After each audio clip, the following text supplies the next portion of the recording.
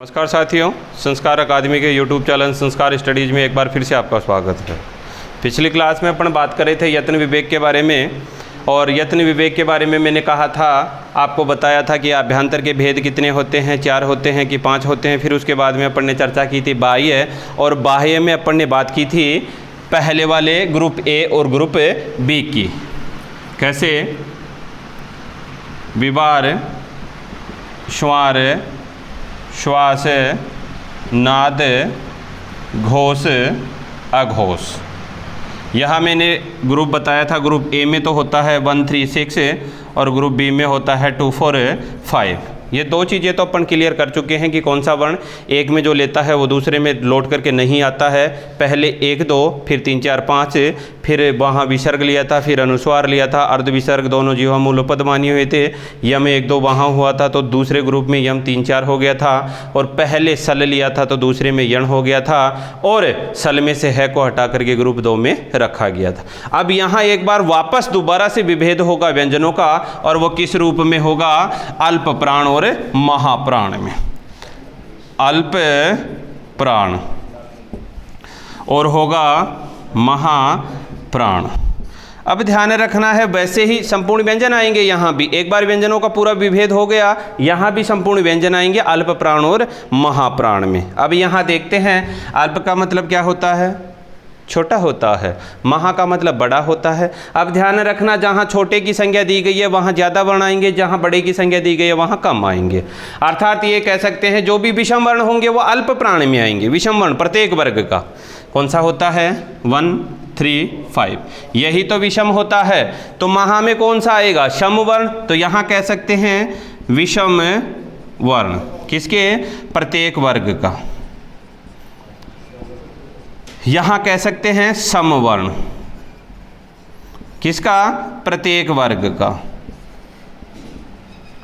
एक जगह कहा है विषम वर्ण, एक जगह कहा है समवर्ण। तो चलो गणित के हिसाब से लिखते हैं। यहाँ आएगा प्रत्येक वर्ग का पहला, तीसरा और 5वां वर्ण। पहला, तीसरा और 5वां वर्ण, ठीक है। यहाँ आएगा दूसरा और चौथा वर्ण, दूसरा और चौथा वर्ण, ठीक है। अब बात करते हैं आगे वाले, क्योंकि ये तो केवल और केवल 25 की बात हुई है। अब जैसे ही दूसरे वाले ग्रुप में यण आया था, वही यण से स्टार्ट करते हैं वापस। किससे? यण से स्टार्ट करते हैं। यण का मतलब ये है वैर ल। जैसे ही यण यहाँ आया तो बचा हुआ क्या आएगा? सल आ जाएगा। क्या आएगा? सल आएगा। और सल का मतलब से और है भी आएगा। क्या आएगा? है भी आएगा। ध्यान रखना है, जब है के बारे में पूछे तो दूसरा और जो चौथा ग्रुप होगा उसी में किसको रखा जाता है को रखा जाता है। यहाँ बात करें 1, 3, 5 वर्ण, यण वर्ण, और फिर यहाँ शल। अब अगर यम की बात करें तो ध्यान रखना, हाँ यहाँ विषम वाला यम आएगा, क्योंकि संख्या कौन सी? 1 और 3, तो 1 और 3 यम आएगा। यहाँ यम की बात करें तो कौन सा आएगा? 2 और 4 आएगा। मैंने कहा था है कहाँ रहेगा? जहाँ चतुर्थ वर्ण रहेगा वहीं है रहेगा। आप देख लो, यहाँ चतुर्थ वर्ण है, यहाँ चतुर्थ वर्ण है, तो यहाँ से भी आ गया। यहाँ चतुर्थ वर्ण नहीं है तो से के बाद में है नहीं आया है। ध्यान रखना, जहाँ चौथा वर्ण रहेगा वहीं से ये है रहेगा। ये वाली बात ध्यान रखना है। तो दूसरे वाला जो अपना विभेद हुआ है वो अल्प प्राण और महाप्राण के रूप में हुआ है। किसके रूप में? अल्प प्राण और महाप्राण। ऐसे ही ये 2 प्रकार से व्यंजनों का विभेद 2 बार होता है। कितनी बार? 2 बार। एक बार विवार, श्वार, श्वास, नाद, घोष, अघोष के रूप में, दूसरे वाला अल्प और महा के रूप में। यहाँ अल्प प्राण के लिए मैंने कहा विषम वर्ण। विषम वर्ण का मतलब आप सब जानते हो, सम और विषम क्या होता है। विषम वर्ण का मतलब 1, 3, 5 प्रत्येक वर्ग का पहला, तीसरा और 5वां वर्ण। यहाँ बात की सम वर्णों की, तो प्रत्येक वर्ग का दूसरा और चौथा वर्ण। फिर यहाँ लिया अपन ने यण। क्या लिया? यण ले लिया। अब यण यहाँ ले लिया तो सीधा सीधा सल यहाँ ले लिया। क्या लिया? सल यहाँ ले लिया। अब फिर उसके बाद में बात करते हैं यम की, पहला और तीसरा, यहाँ दूसरा और चौथा। अब यहाँ अगर विसर्ग लेते हैं, यहाँ विसर्ग लेते हैं, नहीं यहाँ विसर्ग नहीं आएगा, यहाँ पर अनुस्वार आएगा। यहाँ अनुस्वार लेते हैं तो फिर यहाँ आ जाएगा विसर्ग, ठीक है, विसर्ग। यहाँ लिया है अपन ने अनुस्वार तो यहाँ आ जाएगा विसर्ग। पहले अनुस्वार, क्योंकि पंचम वर्ण का होना जरूरी है, तो अनुस्वार यहाँ आ गया। और है के लिए हकार होना चाहिए विसर्ग के लिए, तो है के साथ आ गया यहाँ पर, इसको दे दिया विसर्ग को। बस यहाँ अनुस्वार लिया है तो बचा हुआ विसर्ग ही तो होगा। अब वो अर्ध विसर्ग वाला नहीं आएगा यहाँ जीवा मूल्य पदमानीय, क्यों? क्योंकि उसके लिए होना चाहिए दोनों। कौन कौन से? पहला दूसरा, यहाँ देखो दूसरा ही है, यहाँ देखो पहला ही है, दोनों साथ है ही नहीं, इसीलिए वो दोनों नहीं आएंगे। बस यही बात आप लोगों को ध्यान रखना है। ये अल्प प्राण हो गया, ये महाप्राण हो गया, अल्प प्राण और महाप्राण। इनको एक बार देखोगे, एक दो बार रिवाइज करोगे आप वीडियो को, तो आराम से आसानी से ये समझ में आ जाएगा कि वर्णों का जो विभेद होता है वो कैसे होता है। यहाँ व्यंजनों की अपन बात कर लिए हैं, ध्यान रखना व्यंजन का 2 बार विभाजन हुआ है। कितनी बार? 2 बार। अब बात करते हैं अपन स्वर से संबंधित, और स्वर से संबंधित है उदात्त, अनुदात्त, स्वरित। अब यहाँ देखो 2-3 सूत्र भी तो अपने काम करते हैं। उदात्त उच्चैर उदात्त है, अनुदात्त नीचेर अनुदात्त है, स्वरित समाहार स्वरितः, समाहार स्वरित है। अर्थात ये कह सकते हैं कि यहाँ संपूर्ण स्वर, क्या? संपूर्ण स्वर, सारे स्वर उदात्त होते हैं, सारे स्वर अनुदात्त होते हैं, सारे स्वर स्वरित होते हैं। मतलब जब आवश्यकता हो तो बना सकते हैं इनको अपन आसानी से, इसीलिए तो यहाँ रखा गया है उदात्त, अनुदात्त और स्वरित। यहाँ ध्यान रखना, इसके लिए तो कहा उच्चैरुदात्तः, उच्चैरुदात्तः। यहाँ कहा गया नीचैरनुदात्तः, यहाँ कहा गया है समाहारः स्वरितः, समाहारः स्वरितः। ये वाली बात यहाँ कही गई है। उच्चैरुदात्त का मतलब क्या होता है? ऐसे स्वर जिनका उच्चारण करते समय जिह्वा तालु आदि के ऊपरी भाग को स्पर्श करे, जिह्वा तालु आदि के ऊपरी भाग को स्पर्श करे, वो तो हो गए उदात्त। जिह्वा तालु आदि के निचले भाग को स्पर्श करे, वो हो गए अनुदात्त। और जब कभी ऊपर के भाग को स्पर्श करे, कभी नीचे के भाग को स्पर्श करे जिह्वा, तो वो हो गए स्वरित, अर्थात मिला जुला रूप क्या हो गया? स्वरित। यहाँ से प्रश्न बनता है जनरली, यहाँ से एक साधारण प्रश्न बनता है और उसमें कहा पूछा जाता है उदात्त है किम, उदात्त है किम, अनुदात्त है किम, स्वरितः किम, ऐसे वाला प्रश्न पूछा जाता है। तो जब भी कहे उदात्त है किम तो आपको यही बताना उच्चैरुदात्तः, उच्चैरुदात्तः और कुछ नहीं कहना है। अगर पूछे अनुदात्त है किम तो कहना नीचेर अनुदात्तः, नीचेर अनुदात्तः। कहे स्वरितः किम तो आपको कहना है समाहार स्वरितः। क्या कहना है? समाहार स्वरितः। ये वाली बात ध्यान रखना है, प्रश्न बनता है यहाँ से डेफिनेट, मतलब किसी ना किसी एग्जाम में बनता ही बनता है। आपके लेवल में भी है, जो फर्स्ट रीड के साथ जो फर्स्ट ग्रेड सेकंड ग्रेड की तैयारी कर रहा है वो स्पेशली इस बात को सुन लेना कि यहाँ से प्रश्न बनता है उदात्त क्या है? उच्चैरुदात्त है, अनुदात्त क्या है? नीचेर अनुदात्त है, और स्वरित क्या है? समाहार है। यहाँ से इस वाले पार्ट में से तो कॉलेज लेक्चरर में भी प्रश्न बनता है। अभी बताता हूँ आपको कि कैसे वाला प्रश्न यहाँ पूछा गया था।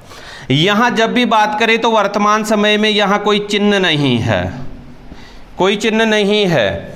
नीचेर अनुदात्त का मतलब होता है कोई भी स्वर हो, जैसे आ, ए है, ई है, इनके नीचे जो भी आड़ी रेखा होगी वो यहाँ संकेत देता है किसका? अनुदात्त का। अगर किसी स्वर के नीचे आड़ी रेखा हो तो समझ जाना वो स्वर क्या है? अनुदात्त है। बिना चिन्ह वाला तो सारे कैसे है? उदात्त है। और जिसके नीचे आड़ी रेखा है वो क्या होगा? अनुदात्त होगा। अब यहाँ स्वरित के लिए भी वर्तमान समय में एक चिन्ह का प्रयोग किया जाता है वैदिक रीति में। किसी भी स्वर के ऊपर खड़ी रेखा, किसी भी स्वर के ऊपर खड़ी रेखा, तो वो क्या कहलाता है? स्वरित कहलाता है। इनको पहचानने का यही तरीका है, और क्या है? यहाँ चिन्ह रहित होता है, यहाँ आड़ी रेखा होती है, यहाँ खड़ी रेखा होती है, यह क्रमांक होता है, ध्यान रखना है, आड़ी रेखा और खड़ी रेखा। अब यहाँ पर एक प्रश्न पूछा गया था, यहाँ पर एक प्रश्न पूछा गया था कि जब भी मान लो वैदिक रीति में यहाँ स्वरों के उच्चारण करते समय जो हस्त का संचालन होता है, वो हस्त संचालन लिख देता हूँ यहाँ, हस्त संचालन। यहाँ बात करते हैं हस्त संचालन की, वो कहाँ तक होता है? ध्यान रखना है, सबसे पहले उदात्त स्वर में सिर तक होता है। हाथ कहाँ तक जाता है? सिर तक जाता है। फिर यहाँ पर अनुदात में हृदय तक जाता है, अनुदात में हृदय तक जाता है, और फिर यहाँ जो समाहार होता है, जो स्वरित होता है, इसमें कर्णमूल तक, कर्णमूल तक, यहाँ कर्णमूल तक जाता है। हाथ ऐसे करते हैं, हरि ओम स्वस्ति नो इंद्रो, ये वाली जब भी अपन उच्चारण करते हैं इनका, तब ये वैदिक प्रक्रिया में हस्त का जो संचालन होता है, जो वेदपाठी होता है, वो इसी के अनुसार कार्य करता है कि कहाँ तक कौन सा स्वर है, उसको हाथ के संचालन से ही बताता है कि सिर तक जब हाथ ले जाए तो समझ जाना क्या है, उदात्त है, जब हृदय तक हाथ आए तो समझ जाना अनुदात है, और जब कर्णमूल तक हाथ आए तो समझ जाना क्या है, ये वाला स्वरित स्वर है। यही स्वरों का विभेद था, ध्यान रखना है साधारणतया। अब जब इनको मैथ के फॉर्मूले से समझेंगे एक बार, यहाँ सीधा सीधा कह सकते हैं कि स्वरों से संबंधित कितने हैं, 3 है। बाह्य यत्न स्वरों से संबंधित कितने हैं, 3, 1 2 3। और अगर मैं कहूँ आभ्यंतर में भी तो स्वरों से संबंधित है, तो एक हो गया विवृत, क्या हो गया, विवृत। अब बताओ कि यत्नों में स्वरों से संबंधित कितने यत्न होते हैं, आप लोग बताओ, 1 2 3 और 4। तो कुल मिलाकर के बाह्य यत्नों से संबंधित कितने हैं, 4 हैं। कितने हैं स्वरों से संबंधित, बाह्य और आभ्यंतर दोनों 4 हैं। 3 तो हो गया बाह्य का, 1 हो गया आभ्यंतर का, कुल मिलाकर के हो गए 4। अगर ऐसे ही कहूं कि प्रत्येक व्यंजन का कितना यत्न होता है, प्रत्येक व्यंजन का, तो सोचो, मान लो जैसे क है, इस क के कितने यत्न होंगे, तो क के कितने होंगे, तो 3 तो सबसे पहले हो गया 136 वाला, 136 वाले कितने हुए, 1 2 और 3। अब फिर उसके बाद में हो गया दूसरे वाला अल्प प्राण, ये हो गया।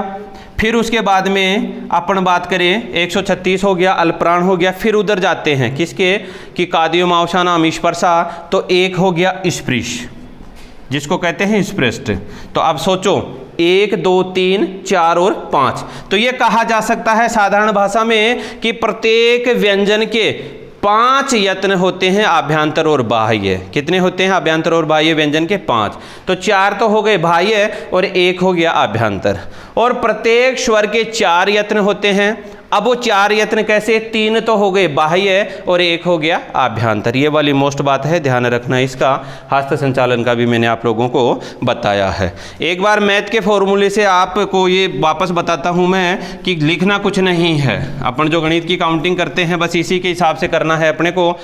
अभ्यंतर में तो नॉर्मल है, पकड़ लेते हैं अपन, स्पष्ट होता है, ईषद स्पष्ट होता है, ईषद विवृत होता है, विवृत होता है और स्मरित होता है। यहाँ पर बाह्य में अगर बात करें अपन, बाह्य में बात करें तो 136, ग्रुप 1 245, GA-GB, ध्यान रखना है। यहाँ क्या लिया अपन ने, केवल व्यंजनों का बताता हूँ और बाकी तो इसके साथ ही रहती है। ग्रुप ए में 136 में लिया था 1 और 2, यहाँ 3 4 5, ठीक है। फिर यहाँ लिया था ग्रुप सी में अल्प प्राण, अल्प प्राण, और अल्प प्राण में विषम 1 3 5, और यहाँ ग्रुप डी में लिया था महाप्राण, और इसमें लिया था अपन ने 2 और 4। ये संपूर्ण व्यंजन का 2 बार आवृत्ति हो गई है, ए बी में हो गई है, सी और डी में हो गई है। ये वाली बात ध्यान रखना। 1 2 के साथ लिया था अपन ने विसर्ग, यहाँ लिया था यम 1 2, यहाँ लिया था अर्ध विसर्ग, ध्यान रखना है। और फिर क्या लिया था अपन ने, सल, है को नहीं लिया था। फिर यहाँ यम 3 4, अनुस्वार, फिर लिया था यण, और फिर लिया था है, ठीक है, ये वाली बात। फिर यहाँ बात करते हैं अपन 1 3 5 में, 1 3 5 में अपन ने डायरेक्ट क्या लिया था, यण, जैसे ही यण की पुनरावृत्ति कर दी यहाँ तुरंत यण ले लिया, लेकिन है को छोड़ दिया, और है यहाँ ले लिया शल, और यहाँ ले लिया है। और फिर इसके बाद में अपन ने बात की थी किसकी, यहाँ पर मैंने कहा था आपको अनुस्वार ले लिया, यहाँ फिर वापस अपन ने विसर्ग ले लिया। ये वाली बात ध्यान रखना है। बस इसी के अनुसार अपन चलते हैं कि ये सारा जो वर्णों का विभेद है वो इसी क्रम में चलता है आगे तक। तो ध्यान रखना, यहाँ से मोस्टली एक प्रश्न बनता ही बनता है कि किसी भी व्यंजन के बारे में पूछा जा सकता है, किसी भी व्यंजन के बारे में पूछा जा सकता है कि इनका विभेद बताइए, इनके जो यत्न है वो यत्न बताइए। आशा करता हूँ आपको अच्छी तरीके से समझ में आया होगा। फिर भी किसी प्रकार की कोई समस्या हो तो कमेंट बॉक्स में लिख करके आप मेरे से समाधान पूछ सकते हैं। धन्यवाद।